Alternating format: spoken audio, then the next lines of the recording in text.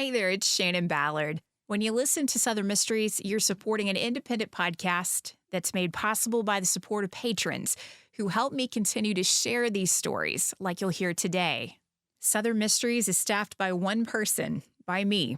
I cover it all, the research of every story, writing the episode, producing it. Takes a lot of time, a lot of resources, and that is why I ask you to help support Southern Mysteries, because I want to continue to be able to share these stories that I think are so important, whether it's historical true crime that's never been solved, or a chapter in history that you just didn't learn much about, if anything at all, when you're in school. If you're passionate about history and historical true crime, you can join me in continuing to tell these stories when you join me on Patreon. You can hear ad-free episodes there, and you'll also get to hear the first 3 seasons of Southern Mysteries. And I always remind people the show sounded so different back then, but it's a part of the history of this show. It's definitely changed a lot since we launched back in 2017. And when you join me on Patreon, you can also join at a level where you have access to a lot of bonus content, the archives of patron-exclusive podcasts through the years, and the new patron-exclusive monthly podcast, Audacious, Tales of Scandalous and Shocking Crimes in American History. You can learn all about supporting. There are 2 tiers available to join in at the level that works for you, and it's easy to opt in and out. I always remind people of that because our financial situations change all the time. You can dive in yourself, check it out, and if you join today, you can start listening right away and hear episodes you haven't heard before. Check it out and join at patreon.com/Southern Mysteries.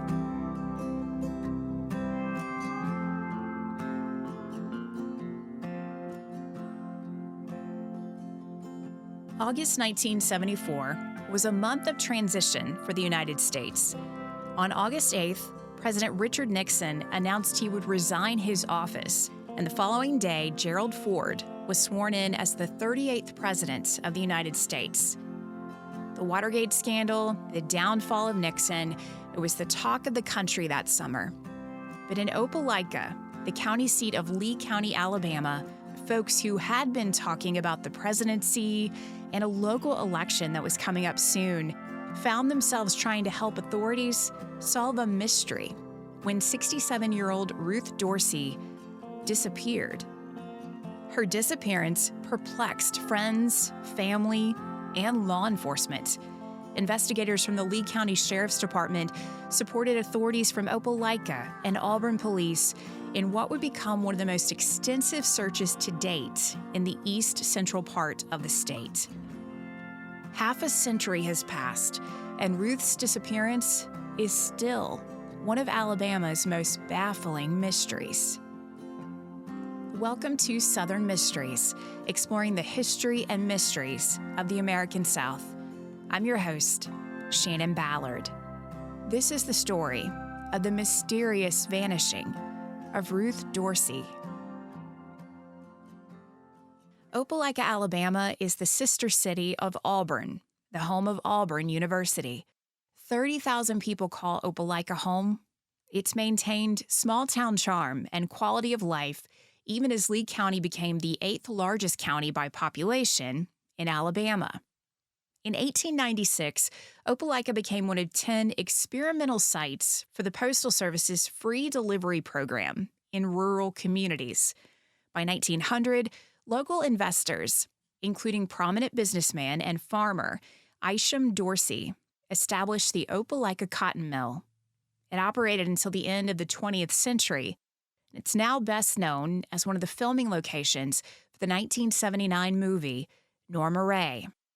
Isham Dorsey was known in Opelika as Mr. Ike. The Dorsey family roots run deep in Lee County. In the 1920s, they owned Dorsey's Ford and Dorsey's Tires in downtown Opelika. When Mr. Dorsey died in 1960, his obituary made mention of his accomplishments in agriculture, which had led to Dorsey becoming one of the most accomplished farmers in the state. Mr. Ike had 4 sons, including Evans Smith Dorsey, whose friends just called him Pete. In 1927, Pete met Ruth Murphy. Months earlier, Ruth had graduated from college in Ashland, Virginia, and made the move to Opelika to start a full-time teaching career. She taught French and math at Opelika's Henry Clift High School. Pete Dorsey was attracted to Ruth's strong, independent nature, and they would marry in June 1928. The Dorseys never had children of their own. As their nieces and nephews would later say, Pete and Ruth were like a second set of parents to them. They treated them as if they were their own kids. During World War II, the Dorseys were separated during Pete's service. When he returned home, he settled into life with Ruth as a proud Lee County cattleman. He and Ruth loved living on their 350-acre farm, with the nearest neighbor being about a mile away. They planned to live out a long life on that farm, grow old together. But that dream did not come true. Pete Dorsey became ill in the early summer of 1965, and weeks later, on June 22nd, he died at their home. Following Pete's death, Ruth took a job at the First National Bank in Opelika. She taught Sunday school at her church and began playing piano and organ for Hopewell Methodist Church services. Her family worried about her living so far out in the country on her own, but Ruth was fiercely independent and said she never felt unsafe out in the country. She had her dogs to keep her company. Everyone who knew Ruth loved her. She was kind, even kept dog food and treats in her car so she could look out for and feed stray dogs she would see out in the country. She felt at home on that farm. She felt safe. But something or someone took that away from Ruth Dorsey. On Saturday, August 17th, 1974, Ruth woke up early to wash clothes. She made a vet appointment for one of her dogs for the following Monday and made a banana pudding, which she delivered to a neighbor around 10 a.m. After lunch, she practiced piano and studied her Sunday school lesson she would deliver the next morning at Hopewell United Methodist. She considered attending a wedding in Troy that night, but ended up staying at home because she didn't want to drive home late or leave her 3 dogs. She had planned to stay home all day, but around 4:30 that afternoon, Ruth Dorsey was seen pulling up to the Spring Villa grocery and gas station. She bought $7.93 worth of gas for her 1972 Ford Galaxy. She chatted with the attendant and mentioned she had been shelling peas when a relative called. She said she needed the gas to go pick up one of her kin. At about 5:30, a neighbor saw Ruth's Galaxy make the wide turn into the driveway leading up to her farmhouse. She saw Ruth wave as she made the turn down the long and twisting driveway leading to the house that was situated far back off the road, off Lee County Highway 32 and State Highway 169. On Sunday, August 18th, members of Ruth's church had expected her to be at the church to play piano for the last day of revival services, and of course expected her to be there to teach her Sunday school class.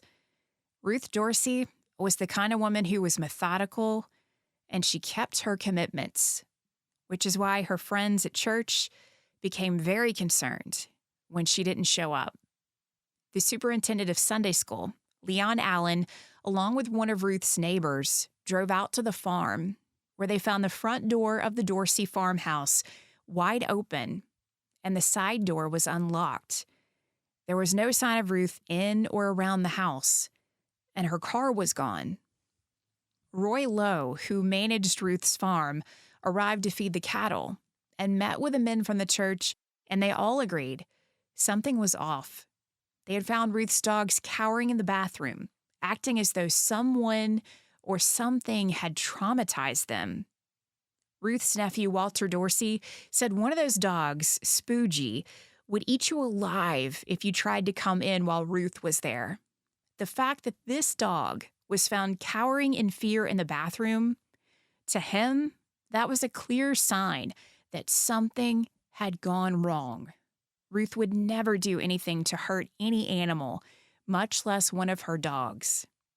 The Lee County Sheriff's Department was contacted and arrived to survey the scene and evaluate the situation.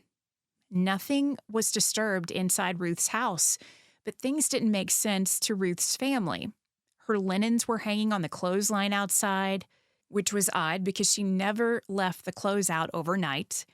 Ruth's Bible was open on the dining room table, and when they checked Ruth's bedroom, it appeared no one had slept in the bed.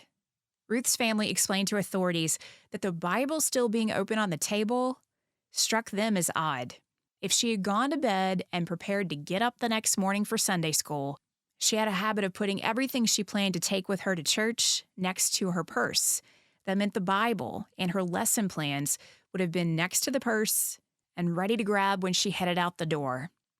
The family also said the side door being unlocked was highly unusual and not something Ruth Dorsey would do.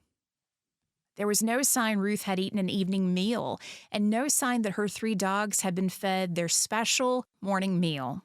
Ruth made them hot oatmeal every morning. Ruth kept 2 guns in the house, a pistol she kept in her sewing basket, and a rifle she stored in a cedar chest. They were right where Ruth always left them. And her valuables, silver, and a coin collection that were out in plain sight had not been disturbed. While authorities were at the Dorsey farm, there was a break in the case. Some of Ruth's family members had been driving around the area looking for her, and they spotted Ruth's car in a parking area in downtown Opelika. It was parked facing the First Baptist Church.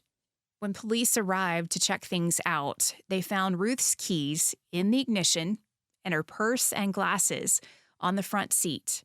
Ruth's cash and credit cards were still in her purse, which ruled out a robbery gone wrong. Adding to the mystery of her disappearance and the discovery of her car, Ruth's family realized her car was parked in front of a duplex where she and Pete had lived right after they got married in 1928. Police checked this residence and found the front door wide open, but there was no one inside and no indication Ruth had been there. Ruth Dorsey's family officially filed a missing persons report, and law enforcement issued a be on the lookout for 67-year-old Ruth Dorsey. She was described as a white woman, about 5 feet 4 inches tall, weighing approximately 105 pounds. She had light brown hair and gray eyes, and was last seen wearing a long brown skirt or pants. Police spoke with a gas station attendant who had seen Ruth on Saturday afternoon, and they said she seemed fine. And they mentioned to police that Ruth said she was picking up kin, but police have never publicly revealed the name of the relative Ruth was going to pick up. When they spoke with Ruth's neighbor, who saw her pull into the driveway around 5:30 on Saturday evening, the neighbor mentioned when Ruth waved, she was waving frantically, which left Ruth's family to wonder, was she literally frantically waving to get her neighbor's attention, or was it an enthusiastic wave, simply greeting her neighbor? Through their investigation, police learned that wave to her neighbor was the last sighting of Ruth Dorsey before she disappeared. Because Ruth's car had been found in Opelika, the Opelika police took her car to search it for fingerprints or any evidence. The only prints found in Ruth's car were Ruth's, and a partial smear print that was never identified, even with the help of the FBI. The search for Ruth Dorsey was a collaborative effort between Opelika and Auburn Police Departments and the Lee County Sheriff's Department, along with volunteers who helped with ground searches. Those volunteers conducted searches throughout Lee County, while law enforcement covered every acre of the Dorsey farm. They looked for Ruth and any clues that could provide answers as to what happened to her. The Opelika Auburn News kept the community updated as her friends and family anxiously awaited word about Ruth. On Tuesday, August 27th, the paper featured news that a Cobra helicopter from nearby Fort Benning, Georgia, had flown a 5-mile radius search to look for clues in the mysterious disappearance. Lee County Sheriff Jim Pearson and Chief Sheriff's Department investigator Ronnie Watkins were on board the Cobra as the crew conducted a treetop-level search of the area around Ruth's farmhouse. That search ended with no new clues. Authorities noted they had considered dragging several lakes in the area, But after flying over the lakes, they found the visibility to the bottom of the lakes to be clear, and nothing out of the ordinary was spotted.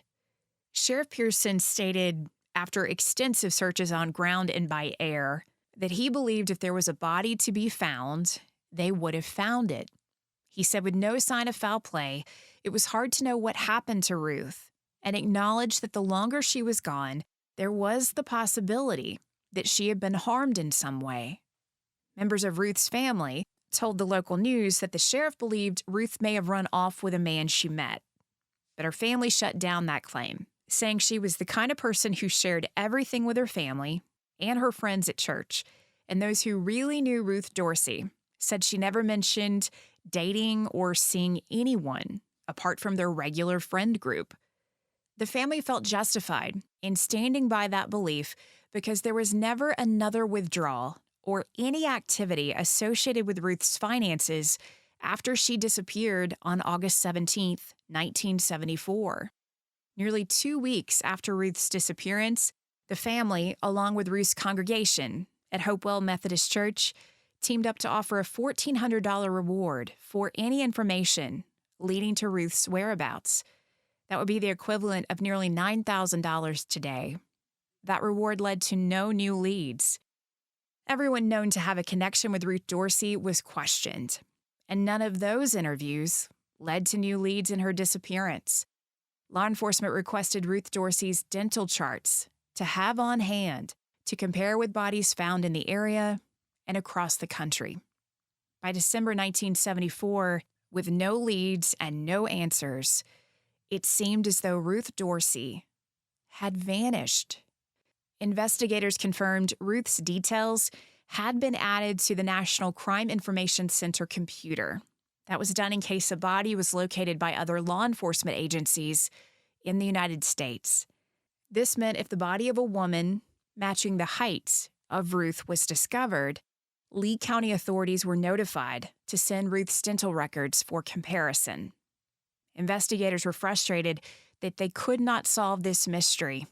They agreed to interviews for years, reminding the public at every turn that they knew someone knew something that could lead to a break in Ruth's case. But to Ruth's family, the case just seemed to go cold, which is why they turned to psychics and ESP experts to try to help with the case. Nothing else had worked, and the Dorseys were understandably desperate for answers. A member of the Dorsey family communicated with a man from Kentucky who said he could use extrasensory perception to solve mysteries. He charged the family $20, gave them his reading on the case, which led nowhere. In the summer of 1979, news broke in Opelika that one of the most famous psychics in the country had come to town, and her visions were going to lead authorities to Ruth Dorsey's body. This psychic, named Dorothy Allison, came to Opelika with a declaration of a vision that revealed where Ruth Dorsey's body might be. Law enforcement agreed to meet with her because in recent years, she had helped crack the Boston Strangler case and had consulted with police in the Son of Sam shootings in New York and the John Wayne Gacy killings. Fate had led Dorothy Allison to Opelika. She traveled there for gum surgery. As she was sitting in the dentist's chair, she told the doctor about some of the cases she helped solve. That dentist, Dr. Tatum, was a distant relative to Ruth Dorsey, so they talked about the case. Dorothy Allison calmly told the doctor, "She's dead. She's under running water." Tatum called Ruth's nephew, Walter Dorsey, and the family worked with the Lee County Sheriff's Department to arrange divers to search several creeks, while investigators coordinated grid searches on the sides of the creeks by foot. It was an expensive search that yielded nothing. Another heartbreaking dead end for the Dorsey family.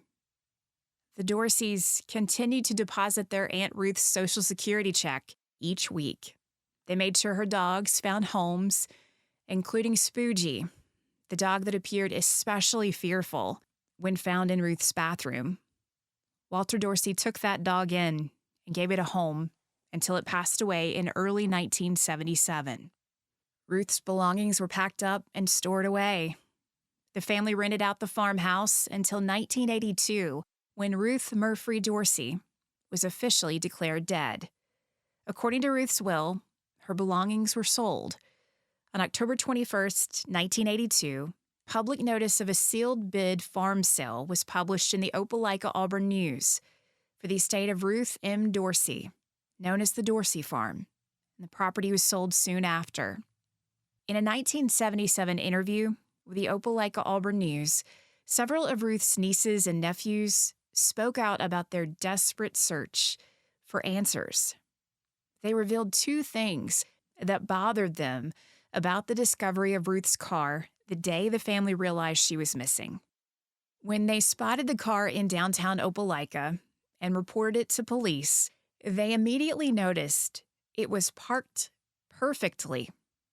That the car was parked so well confused them because there was a running family joke about what a horrible driver Ruth Dorsey was. She was known for wide corner turning swings and especially known for her bad parking. She rarely parked straight. The car had been towed by Opelika police, where it remains for investigative purposes until it was returned to the family. Ruth's nephew, Walter, checked the mileage and had the car refilled with gas.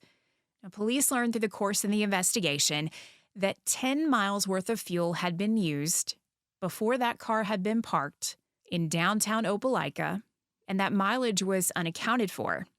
The police worked with Ruth's family. They took into account the drive from her home to the gas station, from the gas station back to her home, and there had been a claim she was picking up a family member, but no one around town saw her on the road in any other location in that 1 hour time frame.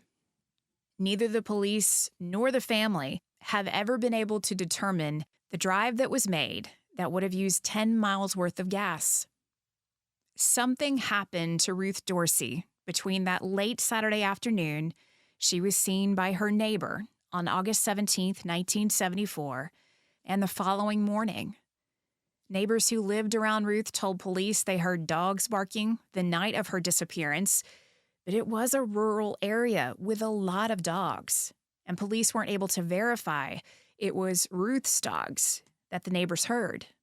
Police were also unable to verify who drove Ruth's car from her farm to the place it was found parked in downtown Opelika. No one could ever prove Ruth drove it there, and they couldn't prove anyone else had. Investigators followed every lead they could think of.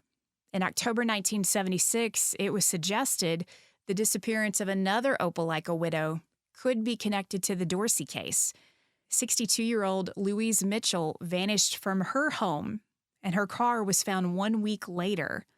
When Louise's car was discovered in a remote location, her body was found in the trunk. 16-year-old Donald Ray Brown had done odd jobs for Louise and was later arrested, tried, and convicted for her murder. Investigators pursued this lead, but never found a connection between Donald Brown and Ruth Dorsey. Authorities also looked into the possibility Ruth Dorsey could have been a victim of a serial killer known as the Casanova Killer.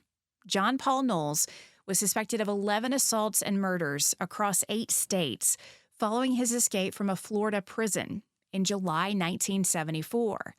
This included an attack in Alabama. Investigators maintained they did not have a specific lead or a specific reason to believe Knowles was involved in Ruth's disappearance or murder, but they covered their bases in looking into the possibility. Knowles was active in the region at the time Ruth disappeared, but authorities were never able to find a link between Knowles and Ruth Dorsey. In interviews in the years and decades following the disappearance of Ruth Dorsey, her family maintained Ruth would never have left them, which left only one possibility. Someone killed her, and they believe it was someone she knew and trusted. They point to the house being in perfect order when the family and police arrived at the farm to look for her. And it's believed the dog's reaction Especially Spoogy's fear response when found in the bathroom means those dogs witnessed someone threaten or hurt Ruth to get her out of that farmhouse. And she was never seen again. Southern Mysteries is created and hosted by me, Shannon Ballard. Sadly, there's no end to the Ruth Dorsey story. No answer for her family. Just a headstone above an empty grave in Opelika's Rosemere Cemetery, inscribed with the name Ruth Murphy Dorsey. Ruth Dorsey's disappearance was eerie and left the community feeling unsettled. With those emotions running high, locals tried to make sense of things. And in the case of Ruth, it led to local lore that some folks still believe. According to people who remember those days and weeks following Ruth's disappearance, a lot of folks were convinced that Ruth was taken from her home and buried under one of two banks being constructed in Opelika in the summer of 1974, the Bank of East Alabama and First National. The Dorsey family called those rumors just a bunch of stuff stirred up that made no sense. You can find sources for this episode in the full show notes at southernmysteries.com. And if you're enjoying this independent podcast, I hope you'll take the time to support the show, rate and review Southern Mysteries where you're listening, and make sure you tap on the follow button so you never miss a new episode. Thanks for listening.